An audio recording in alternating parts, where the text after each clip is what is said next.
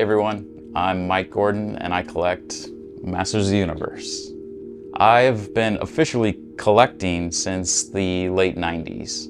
I owned a lot of Masters of the Universe as a kid and basically had to sell that stuff off once I was getting into my teenage years, garage sales and such. So anytime I went to an antique store or flea market, I would always try to recollect those items that I once sold. And then in 1998, when eBay kind of became a thing, I had a coworker show me, and searching Masters Universe on there, it was like finding the gold mine. I really kind of dove deep into recollecting Masters of the Universe. This is the Filmation He-Man Masters of the Universe licensing for licensees. You're the hero in the Profit Wars.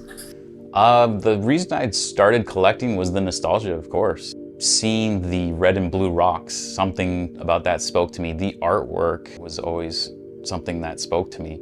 That's the reason I'm kind of collecting the Origins line now. It's that red and blue rocks. When Classics came out, I did have appreciation for that line, but it didn't really speak to me the way that this new line did, where it's kind of a direct tie into the vintage, because that's what I was originally collecting, was the vintage. The thing that would fascinate me the most about Masters of the Universe is gonna be the mix of the sci-fi and fantasy. It's pretty amazing. The artwork that was being made, as I had mentioned before, was kind of something that you'd never seen before. And as a kid walking down the aisles of a Toys R Us, seeing that stuff, it was like I had to have it. And that was pretty much what got me started with it. Obviously the colorful cast of characters along with that too, and then the lore and the cartoon coming out, learning those life lessons from He-Man and wanting to be like He-Man. And then even today, I would say the community around the fans of Masters of the Universe has just been amazing. Going on Instagram and seeing people that love it more so than I do. I love the vintage line. The artwork and the action features of those figures can't be beat. But with that being said, I also love the Origins line. I think that Mattel has been doing a great job with updating the characters with more articulation, putting in action features where they could. The artwork nowadays is still amazing and beautiful. Axel Jimenez has been doing a fantastic job.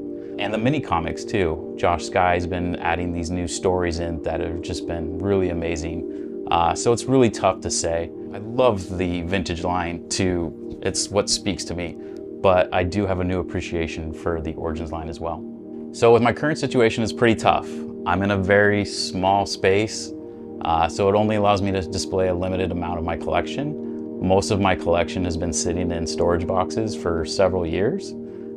It is basically displaying my Origins collection. I think they display really well. They're newer, they're in better condition. And I do like to display my animation cells. I have some animation cells that have been signed by Lou Scheimer and Alan Oppenheimer, as well as Errol McCarthy. So I really like to showcase that kind of stuff.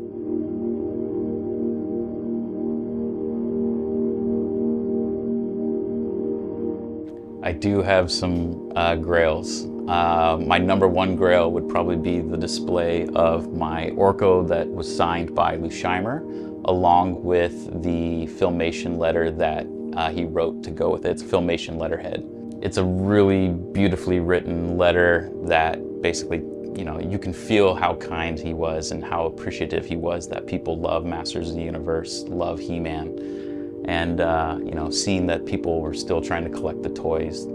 This was written in the early 2000s. So this piece was on eBay. One of the workers at Filmation, they were doing different figures that were signed by Lou. It came with a letter, and knowing that Lou had done the voice of Orko, that was the one I had wanted, and was lucky enough to win that one. I do have an overall goal. My current goal is to be a completionist of the Origins line.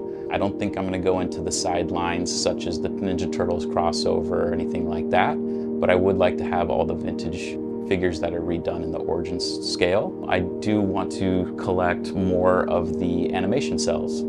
I'm currently trying to collect the first Masters of the Universe commercial. I want to have a cell that has each character that appeared.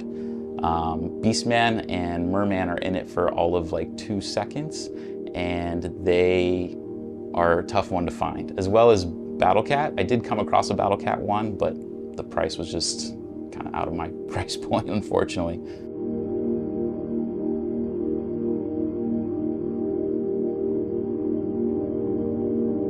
Am I proud of my collection? Of course I'm proud of my collection. I have it all displayed everywhere. But you know, I would say that my collection is kind of a corner of my life. It's not everything. I do love sports and golf. So a lot of times, you know, my family and friends, they know I collect Masters of the Universe, but probably not to this extent.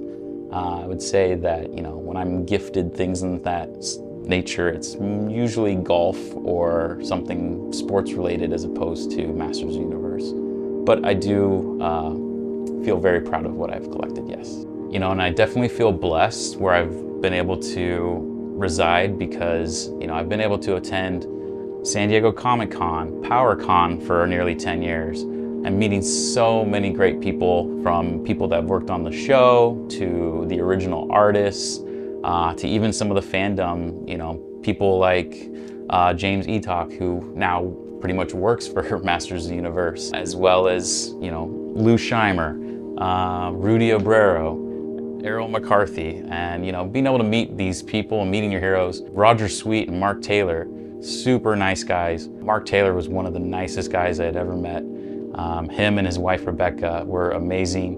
One of the top moments in my life was twinning out with him at PowerCon, and that's something very special to me. I am on Instagram currently. I'm actually wearing a shirt that was done by a fellow Instagrammer, Retro Bacon. She designed my logo under Eternity and Royalty. I'm also looking into doing a YouTube channel. What that's going to entail, I'm still working on it, but that's something I kind of want to have planned for 2024, so stay tuned. I would say that collecting Masters of the Universe is probably the closest thing I could get to a time machine to get that feeling of going back into my childhood. And, you know, like I was saying earlier, with the nostalgia, seeing that red and blue rock and the different characters and the colorful characters, it just takes me right back to, you know, the early 80s and walking down that toy aisle and seeing that. And the reason I've been getting, you know, one on card and one to open is also that same thing. It's having that feeling of opening one up, checking it out, doing the action features, and checking that kind of stuff out.